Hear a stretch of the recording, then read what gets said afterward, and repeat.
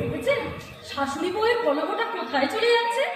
মলিনা দেবী যেভাবে খেপে উঠেছেন, আর ঝিলিক তো এতক্ষণে কেঁদে কেঁদে চোখ ছিঁড়ে ফেলেছে। সে শুধু সাধনের অপেক্ষা। না না, সাধনকে তো আপনারা এখানে দেখতে পাবেন না, কারণ এটি সম্পূর্ণ পুরুষ সজ্জিত না। তাই আসুন আমরা একটু অনুমান করি। এখন সাধন বাবু যদি মায়ের পক্ষ নেন, তবে তো অবধারিত ঝিলিক সাধনকে ডিভোর্স করবে, নয়তো বধূ নির্যাতনের অভিযোগ এনে ঝিলিকের মা সুজাতা দেবী মামলা করবেন। খবরের কাগজেও খবরটা বেরোতে পারে। আর সাধন বাবু যদি মায়ের বউয়ের পক্ষ নেন, তবে তো নির্ঘাত মলিনা দেবী কাশিবাসী হবে, শাশুড়ি নির্যাতনের আওয়াজও তুলতে পারবে।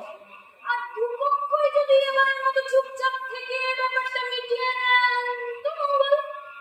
কিন্তু তা কি হবে না বাস্তবে তা হয়? শুনেছেনই তো, রানুদেবীর পরামর্শে মলিনা দেবী একটা বাঘার অ্যালসিশিয়ান ট্রিটমেন্ট ঠিক করেছে। ওদিকে আবার মাম্পির জন্মদিন এসে গেল, দেখা যাক কি হয়।